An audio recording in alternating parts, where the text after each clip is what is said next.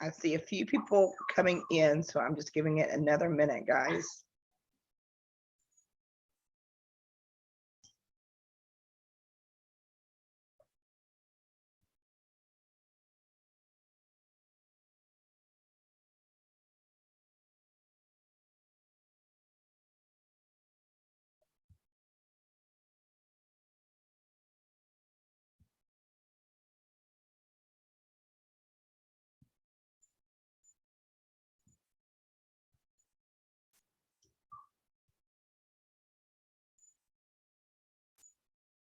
Oh, and welcome and thank you for being here today.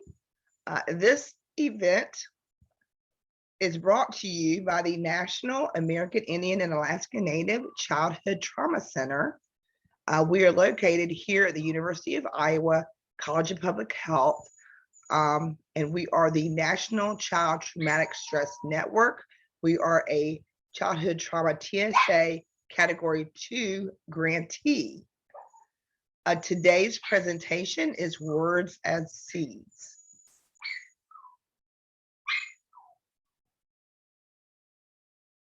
The content of today's presentation may not reflect the views of SAMHSA, HHS, and the NCTSN network. Here is our land acknowledgement. Please take just a few seconds to read this land acknowledgement. This was created by our co-workers, Ella Driscoll, Meskwaki, Keela Driscoll, Meskwaki, and Sean Bear, Meskwaki.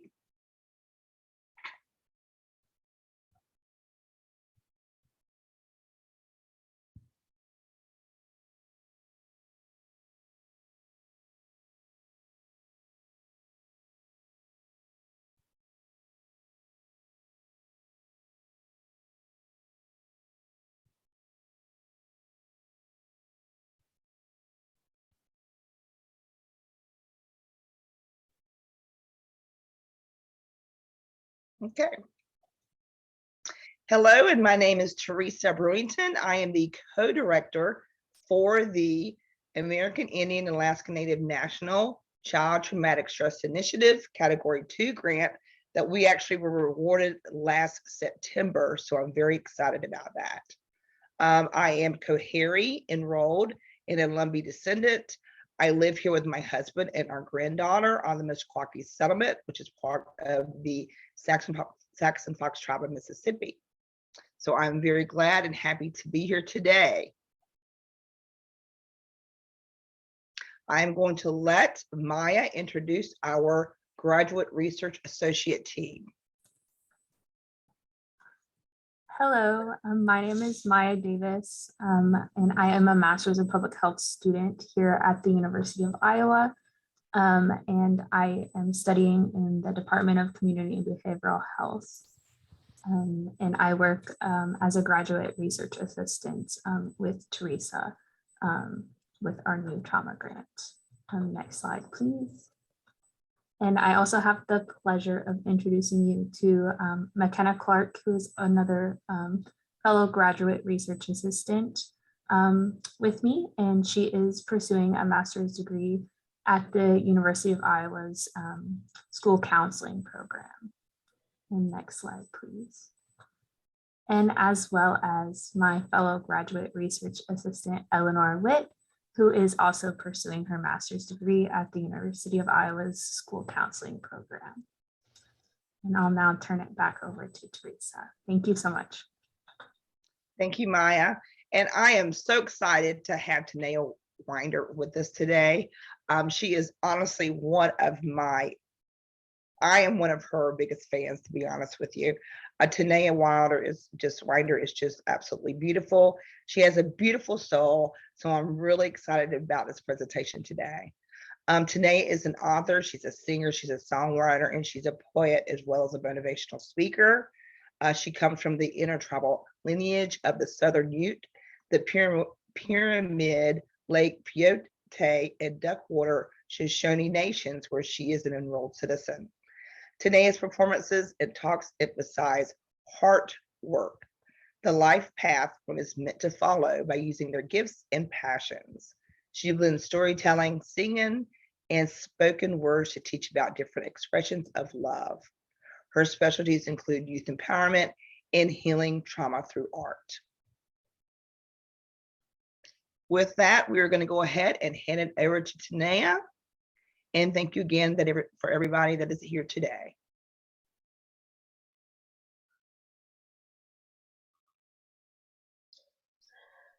Good afternoon, everyone. I'm so excited to be here with you all today. Today, I'm going to be giving a talk called Words as Seeds, and some of the topics that will come up are, how do words shape and mold us into the people we become? When we think of words as seeds, we become even more aware of the intention behind words that are planted with positivity and those that cause harm. In this talk, you'll hear testimony on the power of words and their impact on spiritual trauma.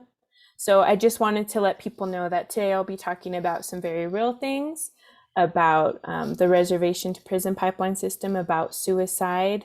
So just be prepared for those and take care of yourself the way that you need.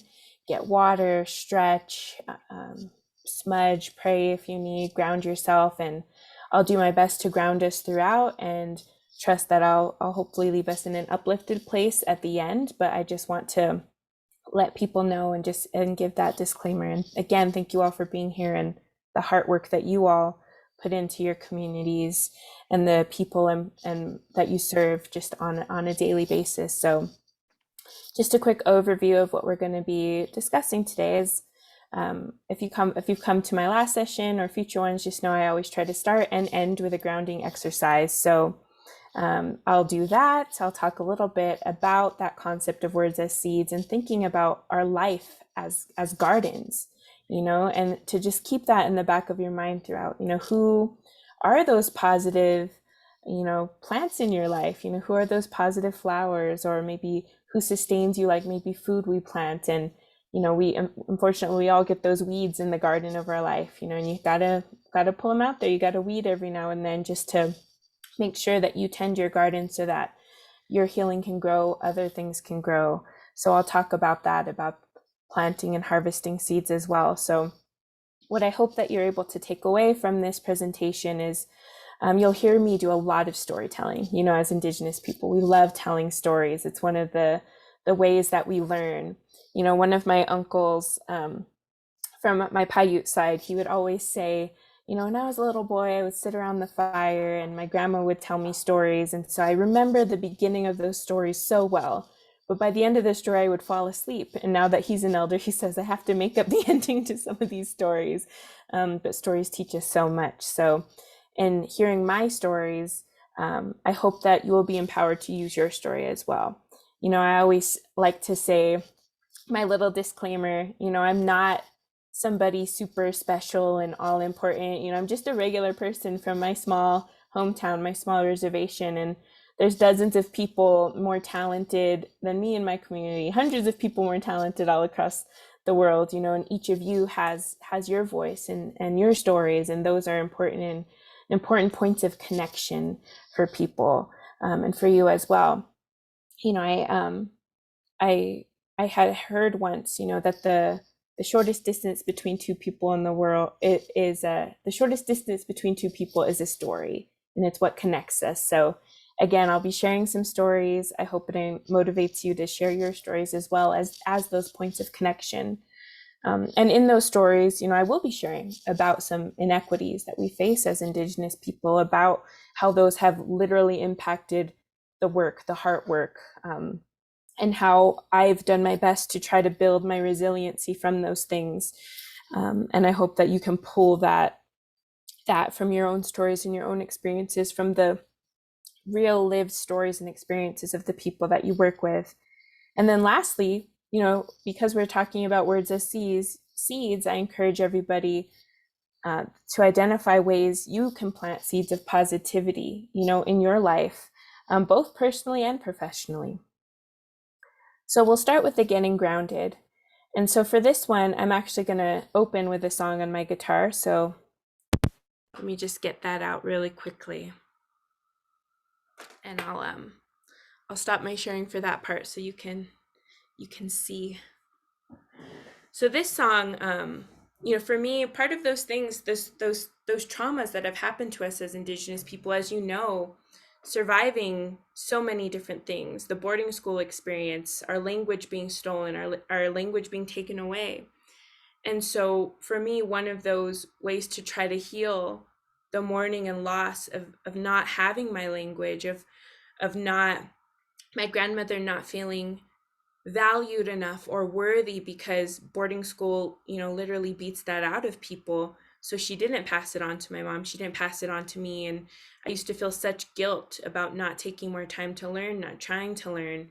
But then, when you think about the facts, like, it was stolen from me, how can I try to reclaim that? How can I try to build those skills within myself? Because that is a way of healing, of trying to learn those words, as foreign as it feels in my mouth sometimes. So I grew up on the Southern Ute reservation, and one of our elders, our Sundance chief, he would send out these emails with different phrases and to learn the language, and he would have a voice recording of him saying it. And I love that, because then I can just repeat it over and over, try to learn. But for me, I learn most like auditory. I learn with memorization. And so I thought, I'm going to put that phrase into a song with English and with the Ute language, because then it will help teach me. That's how I learn. I think that's how a lot of people end up learning language as well too, is through song. And so I wrote this song with the phrase that was shared called "It's a Good Day." And the way you say it in the Ute language is "tu teveyak." So I'm going to go ahead and share that with you all right now.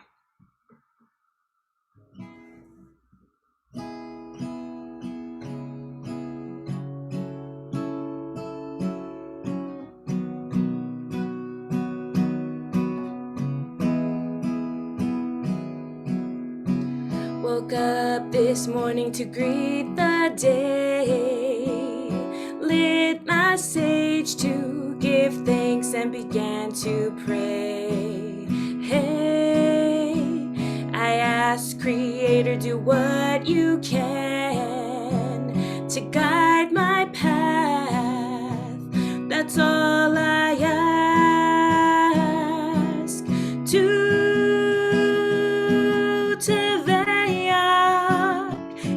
It's a good day. Yahweh, tutave.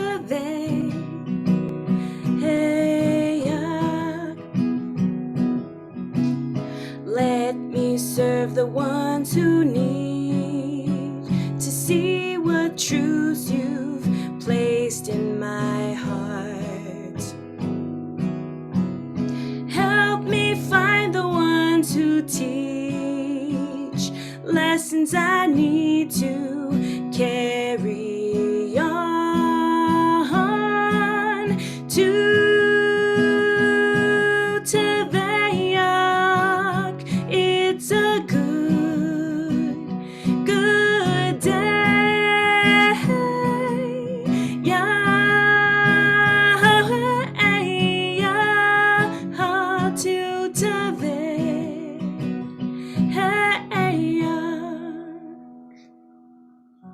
So that was Tu Teveyak. And so thank you for listening. I'm going to ask you all to drop into the chat. What are some things that you ask the Creator or whoever you hold the higher belief in? Who do you ask? What are some of the things you ask to have a good day, to have a good life? Because that's why I wrote that song. For me, each song I write, each poem I write is, for me, it's like a prayer. And so that's what I was thinking when I wrote that song. Help me find the ones, who need, who I can learn from, the people who are going to help me on this journey. So let's just start by adding some of that good medicine to the chat. Blessings for family and friends I see, for all my relatives and loved ones to be happy, practice gratitude, peace of mind, courage, resilience to help the next person heal. Let go of judgment. Creator, to walk before me during my day, to have positivity in the world. Marlinda says, I may ask Creator to be the hug that I need for the day. I love that. Remind me I have purpose. Bless those who need it most. I love the one, remind me that I have purpose. And I hope that today, being here, you're here for a reason.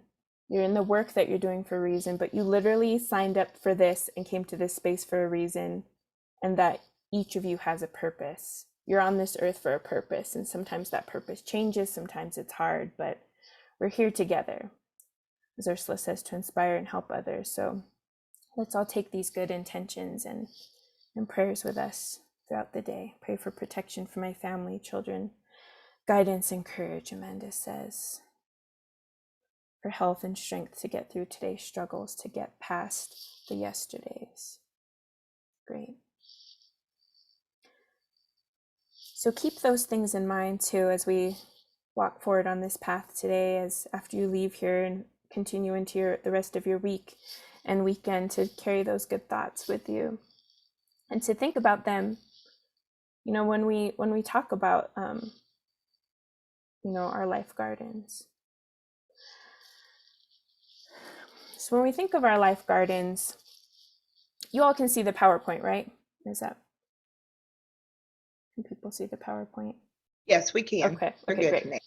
All right. So when I think about our life garden, I think about those elements, water, fire, earth, air. I try to think about the people in my life who hold those elements. Sometimes it's people's astrology sign. I'm a fire sign, so I know I need to have, who's the water in my life, who's the fire, who's the earth that grounds me. But I like to extrapolate that and think about it in my home as well. Maybe you have a home or an apartment, even if in your office. For me, I work from home. And one exercise that I encourage people to think about is think about those elements of your life in your life garden, and how can you help with that balance. Last time I had spoke about the different directions of us, and how you honor those directions of yourself. But think about, because we're going to get into, heavy topics today, and we want to be balanced, we want to be grounded.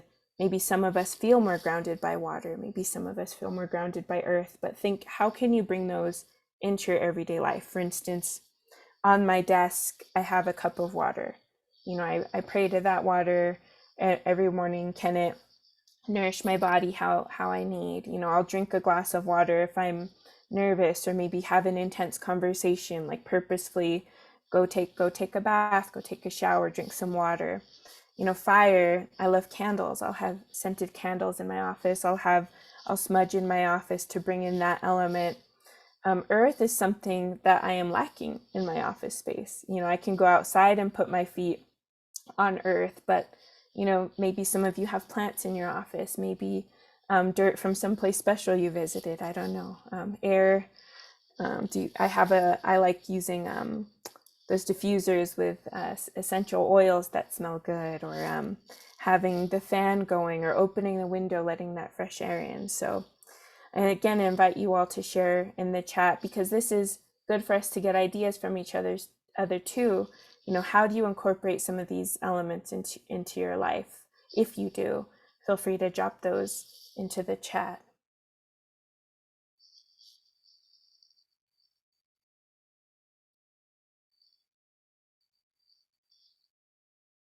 And then the other part, just if people are thinking or wishing, wow, I wish I did have more of those elements in my life.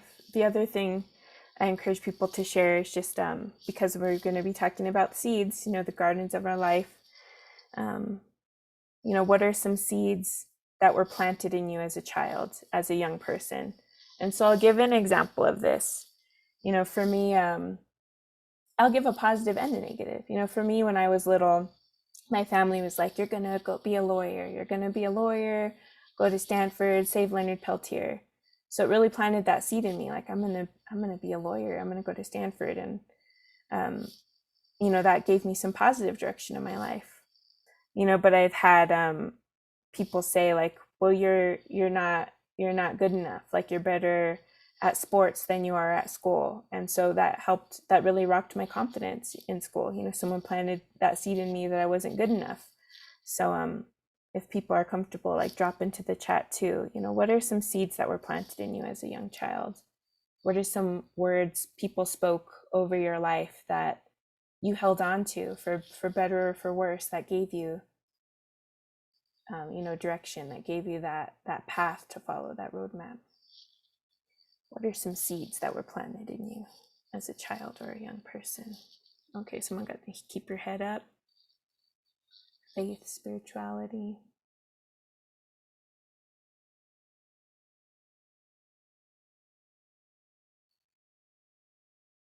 Hard work.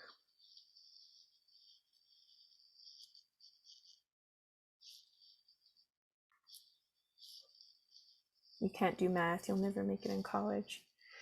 My father always started every morning telling us he loved us and to go out and make it a good day. Nice. And then again, somebody talks about burning different medicines throughout the day. Ooh, walk barefoot on the earth before a shower. That's nice. Again, about the elements. And then a seed that was planted, Martina, only I can get what I want. No one else can get it for me.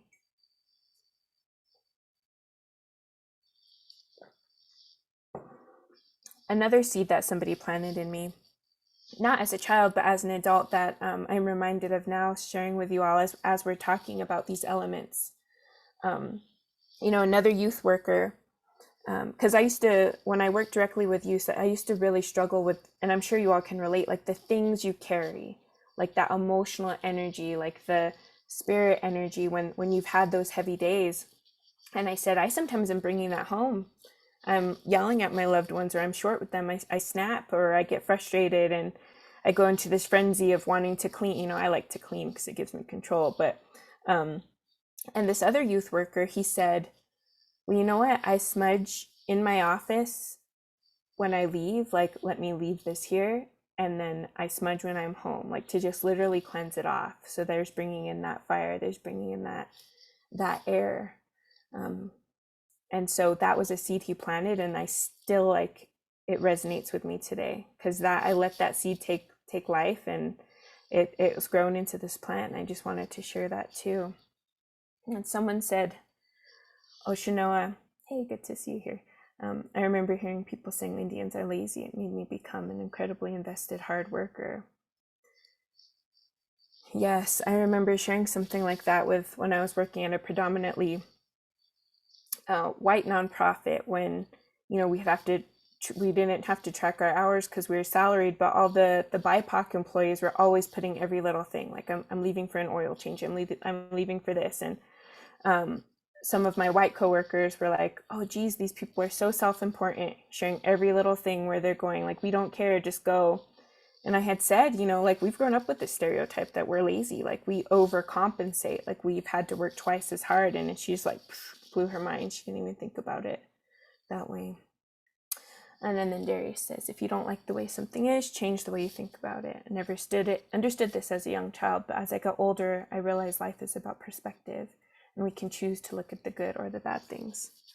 And then culture and traditional ceremonies that I still practice today. So my dad used to say, your freedom ends where someone else's freedom begins. You should always live your life that way. Don't take more than what you need, yes, and don't hurt others just to get what you want.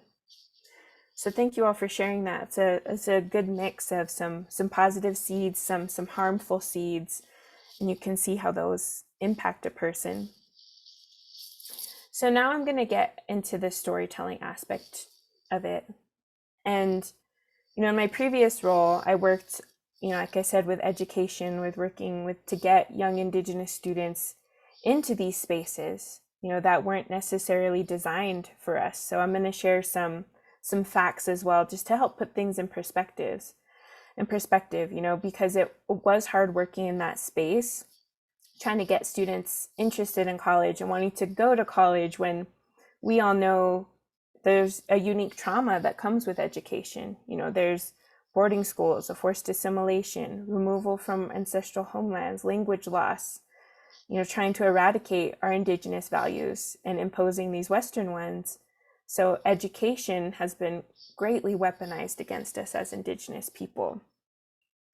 And, during the Indian Civilization Act. There were more than 350 government funded and often church run Indian boarding schools. So literally hundreds of thousands of our children were removed from their homes and placed in these boarding schools. And that fact, has tripled. And so holding that space, we're trying to work with students, and all of the greatness, all of the resilience, but also the traumas that they came with, all came with them into these spaces. And so I'm going to share a story that relates to one of my friends, because I said my family planted that seed about me becoming a lawyer. They said I should become a lawyer. I'm going to stop sharing just so you could see me. But they said, go to Stanford, become a lawyer, free Leonard Peltier. And again, I'm grateful for that positive seed. And I always wanted to be a lawyer. I was nerding out watching movies about lawyers. I don't know if you all remember that movie, A Few Good Men, but I always remember that scene at the end where Tom Cruise has Jack Nicholson on the stand, and he's like, you can't handle the truth. Or he's like, I want the truth. And he said, you can't handle the truth.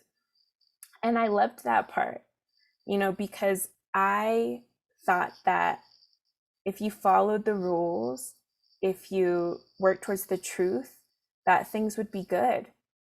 I thought that justice and truth went hand in hand, and I didn't realize that isn't always true for Native populations, for Indigenous populations like ours. In states where Native people make up a large part of the population, we are disproportionately represented in the prison system. And that reservation to prison pipeline system is so real. And it wasn't until I was older that I realized you can sometimes do everything right, but life still happens. So here's my example of the story, The Words as Seeds.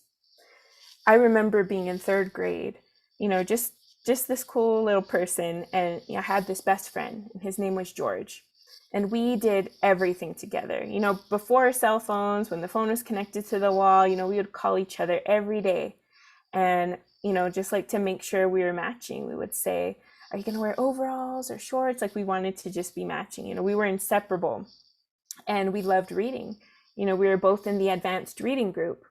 And back then, I don't know if they still do it, but Pizza Hut did those book it competitions where if you read enough books, you got free pizza. And so George and I were always trying to get that free pizza together. But George had a lot of health issues, and he had to miss school sometimes because of those issues. And there was one time George missed nearly 2 weeks of class. And when he finally returned to school, our teacher, Miss Christensen, said that he had to be put in the lower reading group. And she didn't even give him a chance to get caught up. She just immediately, this is a problem, and put him in the lower group. And so me, this lawyer who wants truth and justice, as soon as my teacher said that he and I couldn't be in the same group, I decided to speak up for him. I was raised to speak up against bullies, and in that situation, I felt like my teacher was the bully. So I walked up to her and I said, Miss Christensen, I can help tutor George so he gets caught up. He shouldn't have to be in a lower reading group. We're literally neighbors, we live a 5-minute walk, I can help him read. And her response was to yell at me. And I still remember the words she said. She said, Tanaya, as soon as I said you and George couldn't be in the same group, I saw wheels a-turning. You can't help him, and he can't be in the group. And to this day, hearing those words, you can't, it just hits me in my gut. Because my teacher, who was supposed to guide us, had stopped George from doing his best. And the fact is that Miss Christensen, she didn't believe that George was smart enough to get caught up. But he was. He was smart enough. And there was a lot that Miss Christensen, a white teacher on our checkerboard reservation, didn't know. She didn't care to know or even try to understand the struggles of the community she was in, the community she was supposed to serve. She didn't know that George's father was an alcoholic who would eventually die from drinking, falling asleep on a bench during winter, freezing to death. She didn't know that his mom struggled with drinking too, and that by the time we got to high school, his mom would become diabetic. And I think maybe Miss Christensen couldn't handle the truth. the truth about, these disparities that impact our people, about the poverty rates, or about the alcoholism rates, about the suicide rates. And I share that story with you now because, having worked with students that young now, I really see just how little we were trying to speak up for ourselves, trying to advocate for ourselves, and just how little that battle starts for the communities we serve, for our youth to have to speak up for themselves. And it still angers me to think how she treated George and me. But, Miss Christensen taught 8-year-old Native girl me some valuable lessons.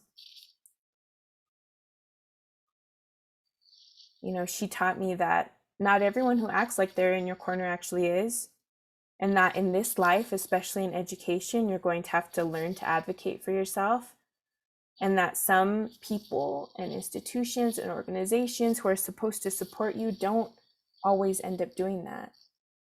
But mostly what stuck with me is that some people will try to place limits on you by telling you words meant to define you, your heart, your capacity, all of those things, and your ability.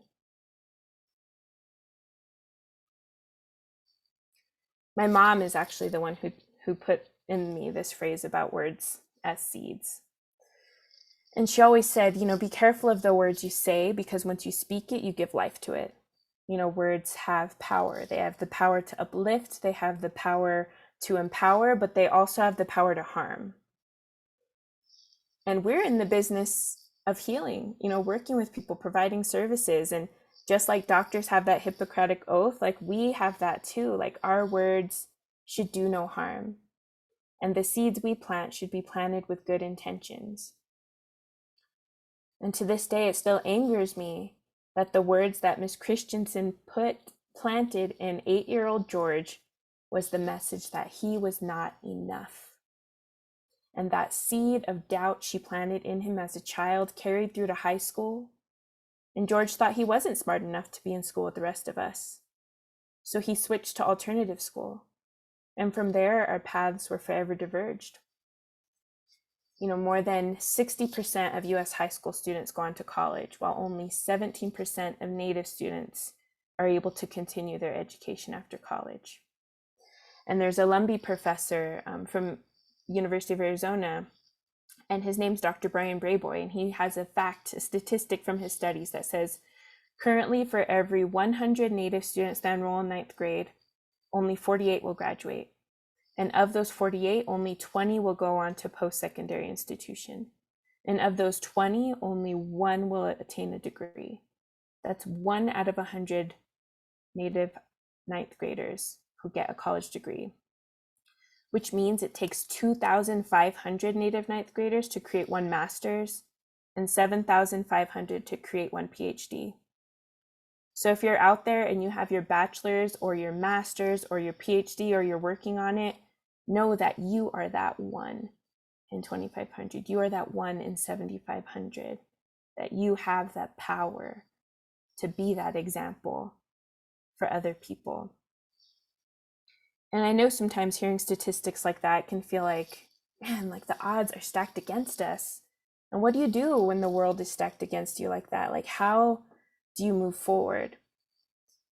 And for me, the answer to that question lies in our healing.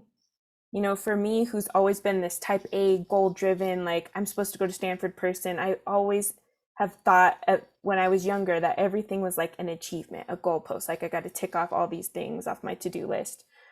And it took me a long time to realize that healing isn't an achievement.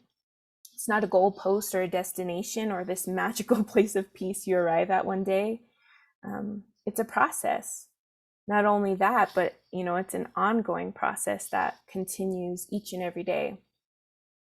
And part of my growth and learning some of those lessons comes from some things many of our people in our community come from, such as, alcohol abuse, surviving those things. For me, I feel like I fell into using alcohol as a coping mechanism. And I was raised to believe that that wasn't meant for our people. It wasn't intended for our spirit. But only like doing this work as an adult do I learn these statistics, that 69% of Native youth 15 to 24 were admitted to a substance abuse facility, and reported alcohol as a substance of abuse. And I know alcohol was something I saw people abusing when I was growing up. And when I was younger, I judged it. I told myself I never wanted to know the taste of alcohol. I wanted to be this cool auntie grandma one day being like, yo kids, I never drank. But, life happens. And I was 14 years old when I took my first sip of alcohol. And for the remainder of my high school years, I struggled with binge drinking. And my high school wasn't challenging at all. We did crossword puzzles in school, so I could still keep this 4.0 GPA, and no one noticed that I was struggling. And when I look back on that time in my life, I know that I started drinking, because of my family situation. I'll just say some people in my family weren't the healthiest at the time. But the thing that profoundly hit me was when my grandfather passed away unexpectedly. And he was very much a stable father figure in my life. And losing him made me lose my faith, and I continued drinking more. I even dropped out of school for a little while because my grandpa was the main one who wanted me to go to Stanford, wanted me to go to college. And I was like, I'm just going to stay at home. I got a job at the casino as a waitress. I'm just going to keep doing that. And then it took me a few weeks to realize, that wasn't a purposeful or healthy decision. I remembered those good seeds that were planted, and I realized, I made that decision out of hurt and not out of healing. And then I realized, I shouldn't judge myself or other people or other Indigenous people or anyone for drinking, because I saw that it was a coping mechanism and numbing for so many of the traumas we go through as a result of history, as a result of growing up as who we are in this country, as a result of all those negative seeds people planted in us. And so I decided, I'm going to go back to school. And I went back to school. I pled my case. And for whatever reason at the time, whether it was racism or other things, I don't know. But I remember the principal saying I couldn't come back because, and this might sound familiar, I was too far behind. There's no way I was going to catch up. Mind you, I was supposed to be the salutatorian. I still had that 4.0 GPA, but they said I couldn't get caught up. So the counselor, who was this awesome white ally, she advocated for me. She went to bat, and she got the principal to agree if you could get at least one teacher to let you into class, you can come back to school. Just so happens the only teacher she could find willing to let me back into class that late in the semester was our English teacher, Mr. B. And Mr. B just so happened to be teaching a spoken word class that semester where the final was to perform in a poetry slam. And I'd never written spoken word before. The only poems I'd ever written were limericks about leprechauns in 5th grade. And I was shy and awkward. I'm still shy and awkward, but the thought of having to perform a poem in front of an audience terrified me. But I knew that his class was the only way I could get what I needed, get closer to my mountain, get closer to those goals. And so I took poetry, and it was all the medicine I didn't know I needed. It was everything. I could write about what I was going through. I could write about things that I couldn't share because, my family is really private. I could write all about missing my grandfather and all the things I wanted to remember. And I could write how I felt alone, and the page never judged me. And it always provided that outlet for the pain I was feeling. And I always feel like it would be such a cool story because now I'm a published poet. And I always feel like it would be a cool story if I could say, and I won that poetry slam, and that's how I knew I was going to be a poet, and I went on to write poetry, but I didn't even place. I didn't even make it to the next round in that slam.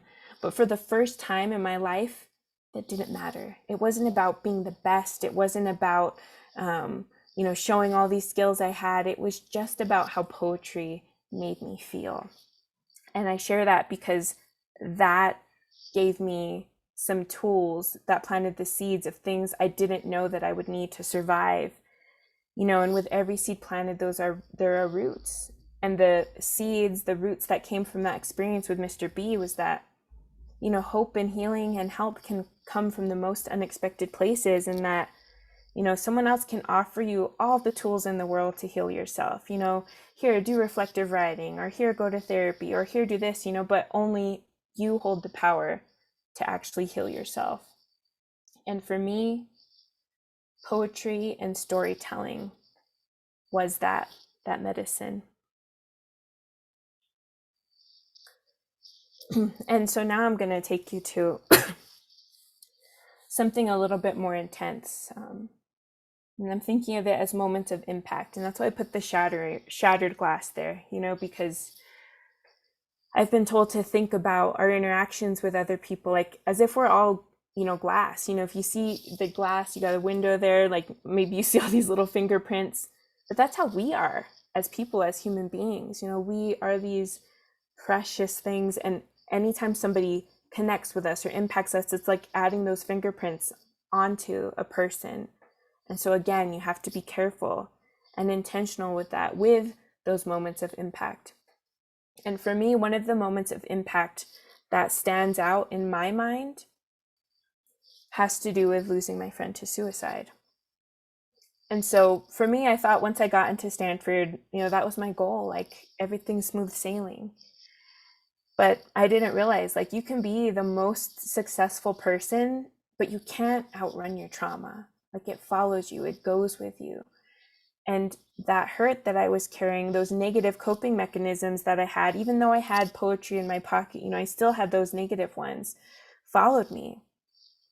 And, just noticing, like, me and other people around me who were sad, and just how that related to our drinking. But part of me was still so focused on these goals. Like, I have to be a lawyer. I'm in Stanford now. I got to go somewhere like Yale or Harvard for law school. So how am I going to stand out? So I did this study abroad program at Oxford, because I was like, I have to do the next amazing thing. And one of my friends was really sad, like during that time. And I knew he was sad, but I left because I needed to do what I was going to do. And when I got there, it was like scary being in another country, a res bunny like me. I'm scared of the bus, like having to learn how to navigate cities and stuff. But for me, again, just how poetry has helped me, libraries and books have always been my safe haven too.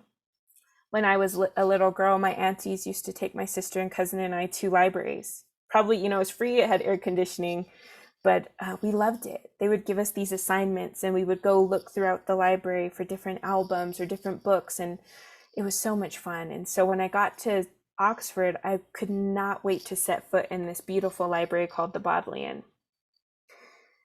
But I was there less than a week before I got this phone call, and they had asked me, are you sitting down? And my thoughts first went to, like, I hope my mom's okay. I hope my grandma's okay. I hope my sister's okay. And then they told me, like, we lost him. We lost your friend. And that mix of emotions, at first I felt relief it wasn't my mom or my grandma, and then I felt extreme guilt for even thinking those things, for even feeling the relief, and then the sadness of it all. What does that mean, lost? Because when you lose something, you think it can be found, but he had taken his life. He had taken his own life. And so immediately, the next morning, I get back on a plane, travel across the ocean, and fly straight to his reservation, because I wanted to be there with my friends and to support his family and community. But it's something that it rocked my world. It shattered my spirit. I'd never lost somebody to suicide before that experience. And it, and then again, just wanting to turn to those numbing mechanisms that I had, and just, all of the things that come with losing somebody like that, like feeling the guilt. Was there something I could have done? I saw all these threads. Why didn't I reach out for help? All the things that I was, unfortunately too young to know how to deal with. I hadn't been trained in signs to look for. I hadn't been trained to know if somebody has a plan, like to intervene. I didn't know any of those things. And later on, in my youth work, I learned more of those statistics. That suicide's the second leading cause of death, 2.5 times the national rate for American Indian, Alaska Native youth in that 15 to 24 age range. And that in the US, between 1 in 9 and 1 in 5 American Indian Alaska Native youth report attempting suicide each year. And in that moment of rupture, in that break, I feel like I could have gone to a hole that I maybe would have still been in. But that summer I got offered an opportunity to work with Native youth. And I said yes. And it was my first time working with high school students, working with students that young. And being young and naive, I definitely had that savior complex at the beginning. You know, and each person I saw my friend, I saw his face, I saw his potential, I saw his life unfinished, his song unfinished. But working with those youth, and this is why we'll always, you know, ride hard for our youth, you know, they saved me, they saved my life, because I had to figure out real quick who the heck I was in this earth. What was I doing? Because they could tell, you know, if you're being fake, they could tell if you're not being real. And poetry was my point of connection with them. I could write things. I could write things I wish I had when I was that young. I could write words I wish my friend had had. I could help use some of that poetry, some of that storytelling as medicine. And it was after that, after losing my friend, you know, that I decided to dedicate my life to serving others. And like I said, you know, believe me, I'm sure you all know, nothing teaches you balance or how out of balance you are more than working with youth, more than serving community. And so I'll share one more story from that, and then I'm going to read you all a poem. But, you know, one experience I want to share, and this was years later. I was an RA working with the students, like with my own group of girls that summer, but I ended up becoming the director of that program years later. And I served in that capacity for 11 years. But one experience that stands out to me in that time, you know, as we were really big, you know, one of the things I do is really try to destigmatize mental health and wellness and getting the support and help you need. And I had some students who were struggling with suicidality. And so we took them to see a counselor, and we were driving 3 of the girls who had struggled with different forms of abuse and harm from loved ones. And you know, we were going there to the counselor, and you know, of course they didn't want to go, but it's our policy protocol to take them.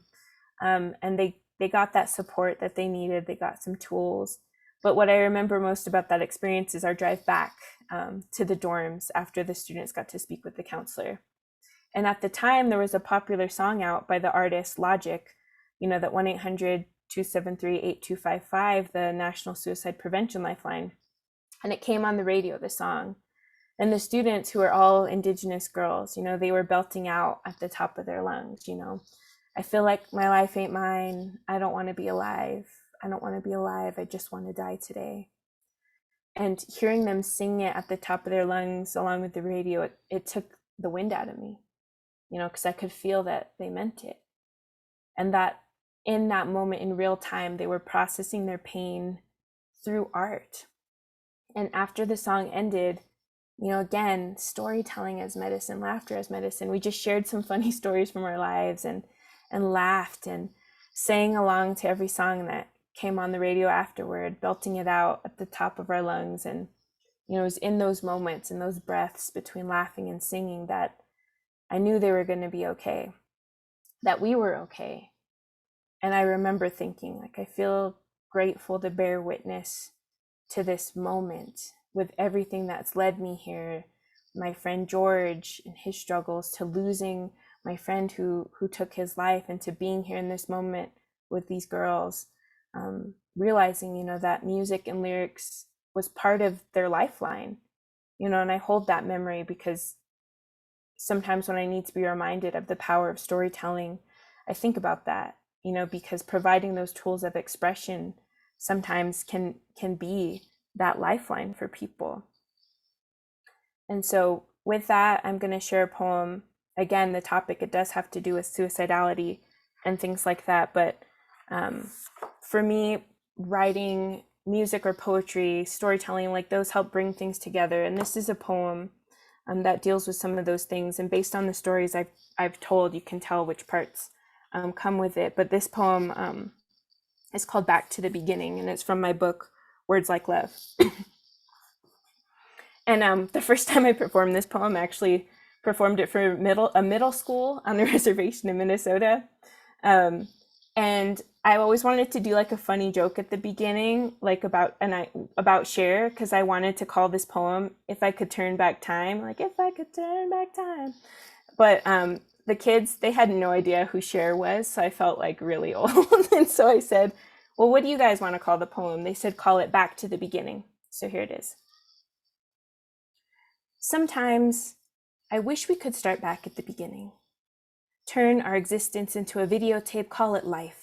Then push life into a VCR, press play, then pause and get the chance to rewind with our image still on screen, watching everything that ever meant anything reverse with the push of a finger. If we could press rewind, the wrinkles on these God-given shells would smooth into soft, unscathed skin. We'd awaken from tombs, arise from the earth like trees, living to become seeds. And I guess that means as babies, we'd go back into our mother's wombs.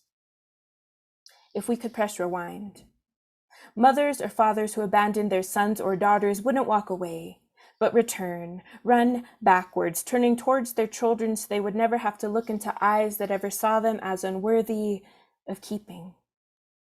History wouldn't repeat, but instead fold into itself like disease-ridden blankets, rolling themselves back up like yo-yos, returning to the hands that made those hateful gestures in the first place. Battles wouldn't end in bloodshed, but instead a ride off into a sun rising with warriors always returning from war, or boarding school with their hair flowing behind them in lengths of rivers. Rewinding would mean going back to school to unlearn all the lessons ever taught to us. We'd start books at their ending, unstring sentences into letters until all we were left with was sounds waiting to come out of our mouths. Like my friend Angel. His would open to fountain gallons of vodka from liver. His throat would spill it back into bottle after bottle after bottle that he'd set back onto the shelves of a liquor store. He'd walk out of in a line so straight. It'd lead into the day Angel's father cut off his wings when he left him fatherless, falling asleep on a bench. Rewinding, he'd unfreeze to death as warmth re-entered his body, convulsing not in dry heaving, but reheating, detoxing into calm as snowflakes would slowly rise back up to the sky. Imagine the kind of miracle, time travel, like needles sucking poisonous drugs from addicted veins, pills undissolving into wholeness, being pushed back into containers, fitting just right. Everything would be all right.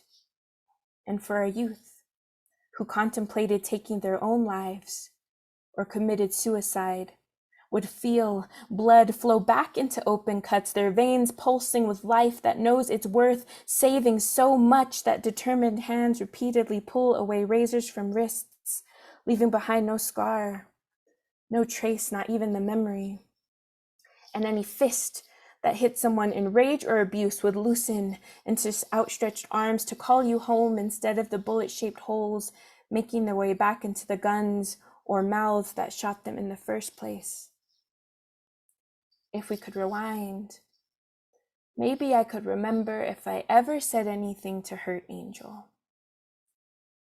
If we could rewind, my angel would be able to fly backwards, lift himself back up, and life would be breathed back into him as he unwrapped the rope from his neck to inhale sweet and ever-expanding air into his chest. If we could rewind, I could tell Angel over and over, I loved you. I loved you, and it would always, always start with you, alive and well, and not me.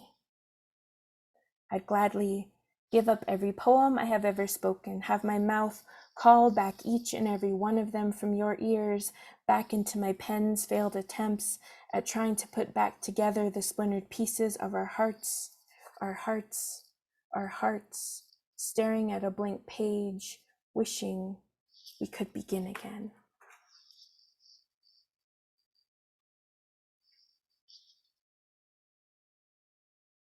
I'm just going to take a moment to, if people want to reflect or just to take a drink of my drink real quick. The interesting thing about all that is that's, again, the last poem in this book.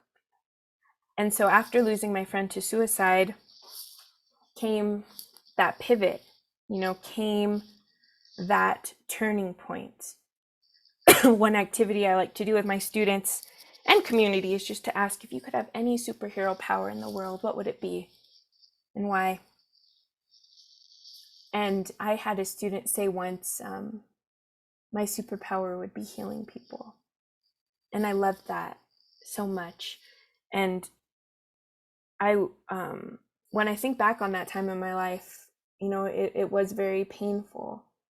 And it took a long time. And sometimes it's a choice I have to make every day, how to turn that pain into power, into testimony, into helping serve others. And for me, I ended up not going to law school and being a lawyer, but I ended up switching my major to poetry, which didn't make a lot of sense to my family, who was really banking on this lawyer idea.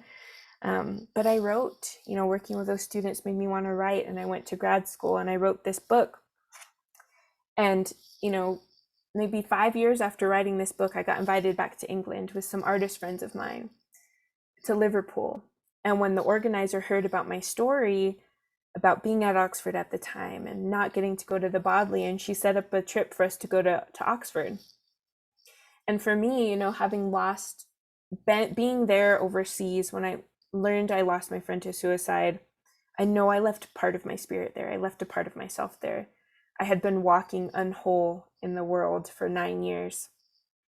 And when we went there, getting to go to the city, getting to go to the dorm I was in when I learned of his passing, everything had been remodeled. It was all so changed. And we went to visit the library. And one of the teachers said, or one of the organizers said, well, let's go try to put your book in the library, see if they'll take it. And sometimes life is fake it till you make it. So she said, this is Tanaya, a famous Indigenous poet. Can we put her book here in the library? And at whatever the good vibes of that day, they said yes. So I felt like this whole book is about processing pain. There's a lot of other things in here, but to be able to leave that book in the library, I feel like I got that piece of, this is a piece of myself I left to get that piece of myself back. We also got to put this book in the British libraries in London, which is considered one of the largest libraries in the world. So to be able to be this small town res girl who can say my poetry books in the largest library in the world, I think that is a testimony to keep on keeping on when you have to keep moving forward. Oops. And so this, my friends, has led me to that concept of heartwork, because it can be hard work. You all do it. You are all heart workers. Everyone on here, you do that work from your heart, that stems from your heart, that flows from your heart. You do it because of maybe the ruptures, the shatters that have happened to your heart and your spirit, and you put yourself back together, and you're helping give other people those tools to empower themselves. And for me, the questions I think about when I think about heart work are these. Who are you? Where are you from? Who do you belong to? What do you do and why? I'm a poet, an artist, a storyteller. About where I'm from. I belong to my community. I belong to those Indigenous communities I come from. I feel like in some way I do belong to our youth. What do? I try to write. I try to tell stories to help people, to hopefully empower people to find ways to use their gifts to help them in their healing and pass on those tools to others. And the why you heard because of that loss, because of those things that have happened. And, for me, that is the power of heart work. And so I'm going to ground us again and then have time for questions if people want. I'll have my contact information on the last slide as well if people want it. And for those curious about the book, just if you go to your local bookstore or Amazon and type in my name, my books should come up. But this song I'm going to share is called Come Back to Me. And it's the first song I ever wrote on my guitar. And I wrote it for just so many reasons. When I when I was gifted this guitar and I got sober, I feel like the universe just kept giving me all of these signs. I was at this conference and this sister was telling a story about how whenever she would get really drunk, like blackout drunk, she felt like so lonely. And for her, she thought of it as, you know, her ancestors are always with her, they're always with us. But when she would drink, she felt like her ancestors couldn't look at her in that way, in that state, so they would like turn away. And that's why she felt the loneliness, because they weren't as close to her as they were when she was sober. And I started thinking about that, and I just started thinking about, you know, when people black out, like, where do you go? Like, where does your spirit go? Does it stay with you? Like, there's things that happen to you in your body that you don't remember. And I had thought about, you know, after I lost my friend to suicide, we were driving through Montana, and we were in Lame Deer, and they did a sweat for us. And one of the elders, she said, make sure that you all call your spirit back, you know, especially when you travel overseas, like I had, you know, say your name 4 times, call your spirit back, to make sure that it comes back to you. And so I thought about that. I thought about my own healing I needed to do, about all the times I had blacked out in my life and needing to call myself back to myself. So I wrote this song, and just as I play it, I hope you think about, you know, just if you need to call back pieces of yourself, that this song can do that for you too, because we can always, it's never too late to start a new habit, a good habit. It's never too late to heal. Like, you can always do those things, and you can always call yourself back. So this song is called Come Back to Me. So let me just get it ready. Okay.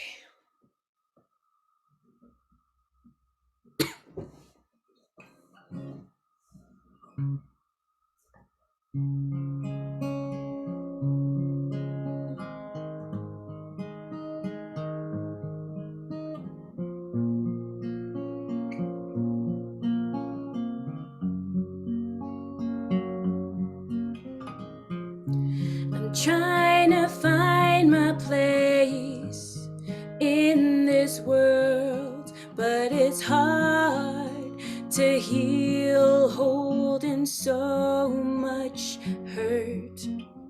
I feel the weight of each wound's cries, the tears that fall try to hide my light. When you hear the darkness and it's coming for your heart, call sacred medicines you've carried from the start. Come back to me, come back to me, come back to me. My eyes were blinded by unhealthiness. Anything to fill this emptiness.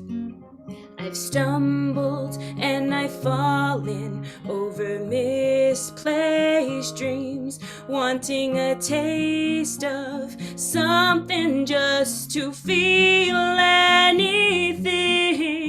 When you feel the pain of trauma eating you away, call on your ancestors to return your strength. Come back to me. Come back to me. Come back to me. Come back to me.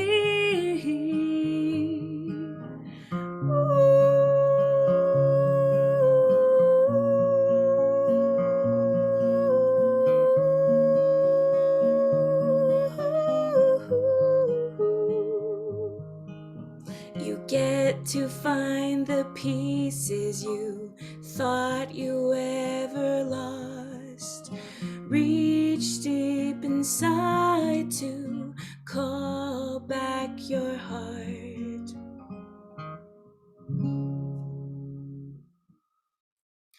So I really, do believe that in this song where I say you get to find the pieces you thought you ever lost. You do.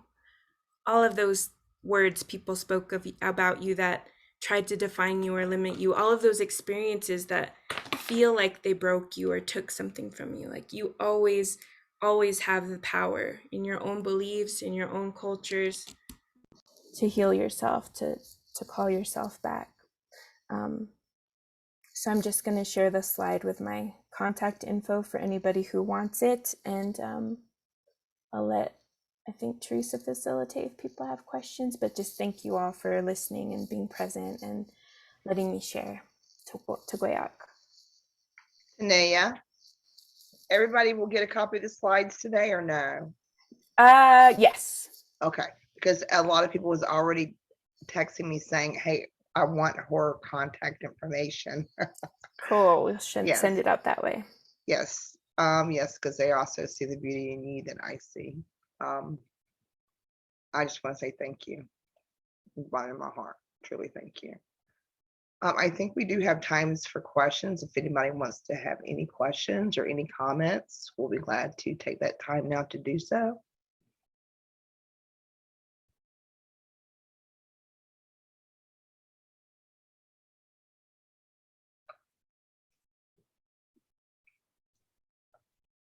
I have a question, but I have a comment. Absolutely. Again, tonight, thank you again, Yahweh. What an inspiration you are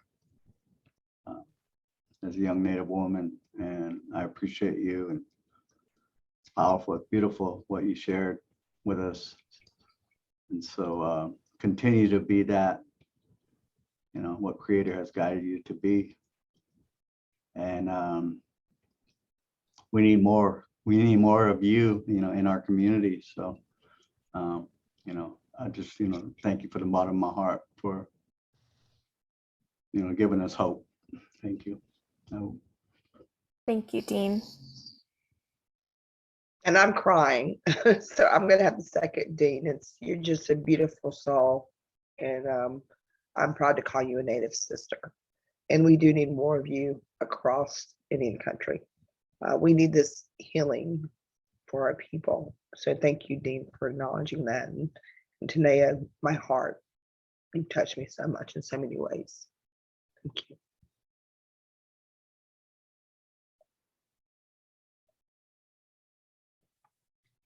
I can share a comment. So I'm over in the Denver, Colorado area and work with Indigenous students in our Indian education programs. But my lens is through the lens of a clinician doing like a therapist for social work. And I just wanted to say, you mentioned this work we do.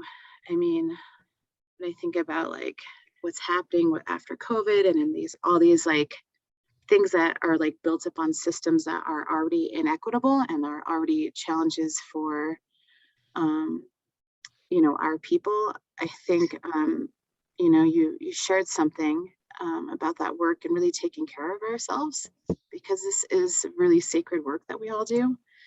And I'm sure some of you like me today have just like hit a wall at times because we have all these systems that we're fighting, and yet we still have to like put a smile on our face and show up for our kids. And at the end of the day, we go home and we're just drained. But we show up the next day because we care so much. And so I love that you are talking about taking care of ourselves, even in the hardships, and also like calling our spirit back. That was such a beautiful song. Thank you so much.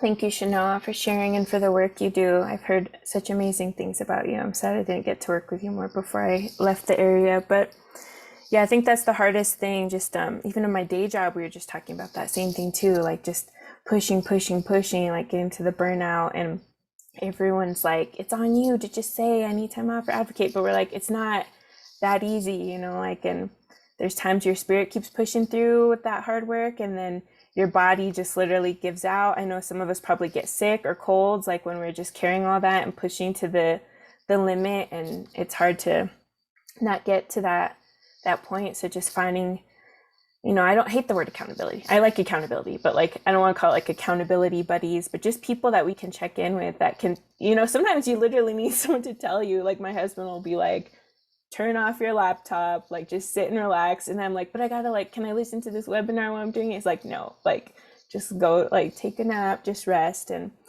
you know, we have to be that for each other, you know, because sometimes where we work doesn't always do that. And to just check in people that you need.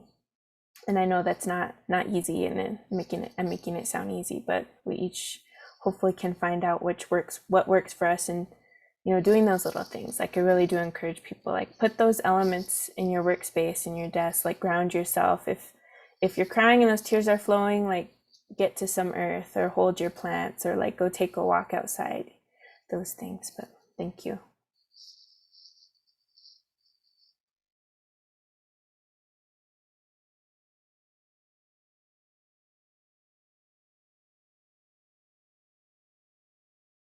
Anybody else have closing remarks?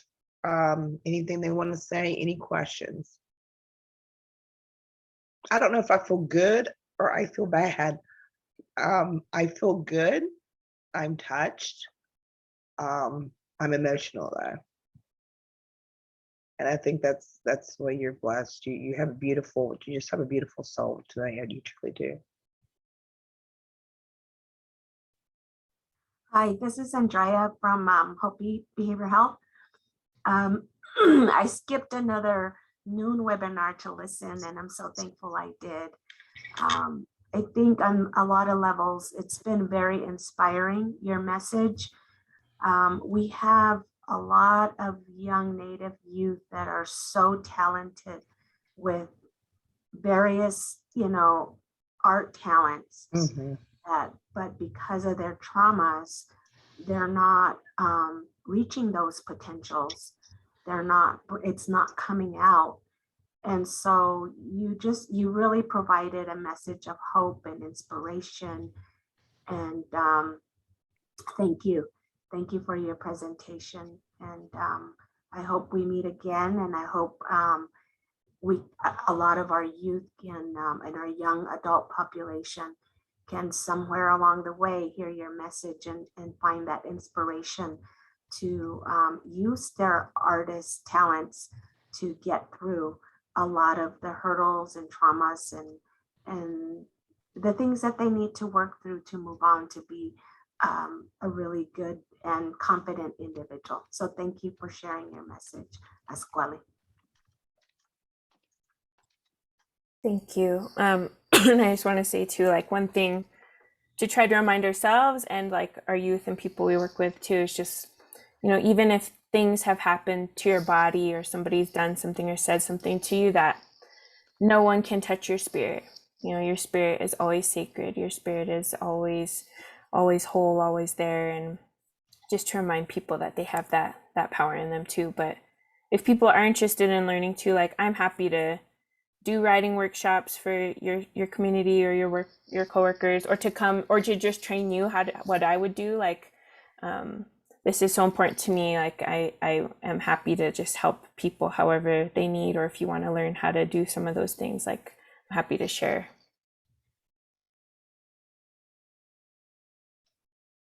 And we could even have a workshop on that, Tanaya, if you want to, or if you want to train trainers to do what you're doing. We'll be glad to host something like that. Thank you, Teresa. Always looking out. Yeah.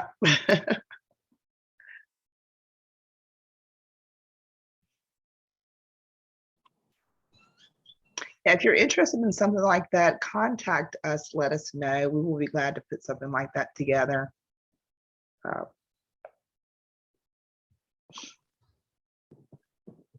we still sharing? Mm-hmm. Yes. All right. So I'm sorry to get cut up, but yeah, my internet's kind of being weird. But I just want to say thank you.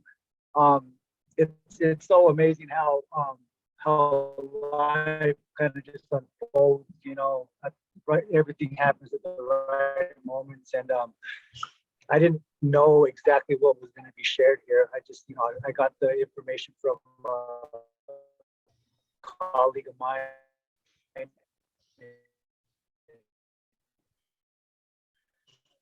I had a very, well, it was a pretty, it was a good conversation off at school. And I kind of shared maybe suicide. And I've lost someone to suicide, a good friend of mine as well. And it was, just kind of winding down like my day, and then as this last song was being sung, I forgot I had this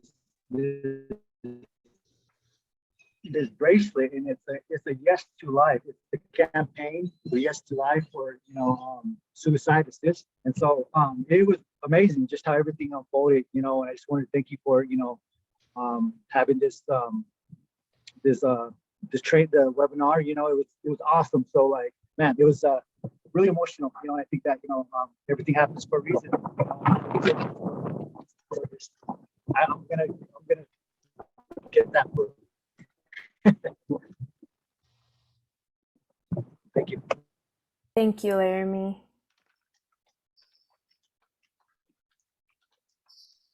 Hello. Okay. So, oh wait, hold on. Okay. So my name is Walt from Fort Valnut, Montana, and I just wanted to say thanks because I feel inspired once again by, I guess, someone our age. I'm 22. I'm not sure how old you are, but I just wanted to say kudos to you for, talking about these really uncomfortable things, because I know a lot of people, within my community and my reservation, it's hard to talk about the trauma that we endure. And it's been that way for generations. And we talk about trauma being like a baton, and we pass that on, that I guess mindset that, I guess two mindsets, don't talk about it and act like everything's okay. And then the other mindset is, pretend that you're okay if you're not okay. And that's kind of wrong, but that's, I guess, an old school mentality that I see changing with I guess people our age, and hopefully the people behind us upcoming. And I just wanted to say thanks again for talking about these really difficult things. And I was personally touched because 2 days before my 20th birthday, I actually found an adopted brother who hung himself. And so, that suicide really is something that suicide prevention is something that I'm passionate about, and substance abuse prevention and everything. And I would totally be interested in learning more about training for advocacy. So thank you. Thank you very much, ladies, Teresa and Tanaya and whoever else put this together. Thanks. Yeah, thank you for sharing, Walt. Yeah, and it looks like we will be doing that training, and I think that's good, because one of the things with being a performer in person, it's like, how people are like, we need more of you, but it's like, yeah, we need more people. Like, I'm not going to be able to travel anywhere or go anywhere, and I shouldn't, like, that's not creator's path for me. I don't want to burn myself out like that, but teaching those skills to other people so we can all bring it to our communities. And then maybe part of it is a follow-up too, after because it's hard to do that work and it's hard to learn, but just to share, like, hey, I tried this prompt and everyone was crying and I didn't know what to do, so we can support each other and talk through those things, give tips and advice on how to lead those things, because I think together we learn more and we're stronger. And I'm sorry about your brother.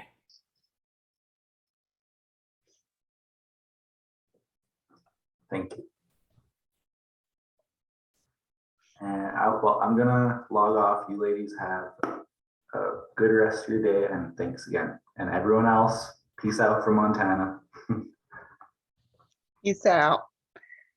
We're about out of time, guys. We did put the GIPRA, which is our survey, in the link. If you'll just take a second just to go ahead and complete the survey on the behalf of Tanaya and myself.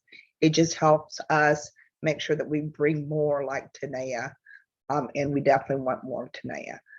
We will be reaching out to those that are interested in doing something more with us.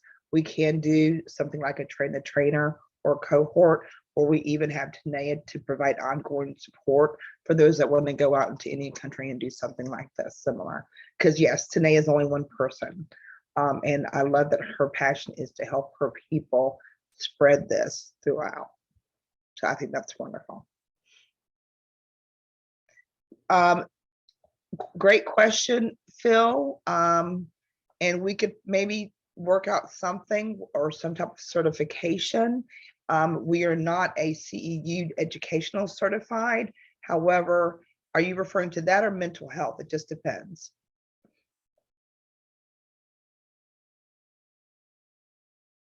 Whoever asked that question. I think it was Phil. Yep, we have mental health certifications that we give out, and then you can take it out to your agency and they will most likely have accept it. We are also working with the University of Iowa on trying to get educational CEUs provided for our listeners. However, again, that's going to be your responsibility to take it to the licensing agency to see if they accept it. Regardless, we could have our own certificate program for something like this as well. So, okay, Becky. We'll make sure to save the chat so that we have everybody's email. And then you have my email address. You have Tanaya's email address. As soon as we get at least maybe 10 people, I would say, that are interested, we will reach out to you and get something coordinating, maybe have a closed group of some sort so that we can continue doing this. Thank you, Tanaya, so much. Thank you all so much. And thank you again, Teresa and the team. Yes, we will talk soon. Have a beautiful day. Have a beautiful rest of the day today. Guys, Friday is almost here. So Thank you. thank Bye-bye. you Thank you, so Teresa. much. See you guys. Thank you very much. But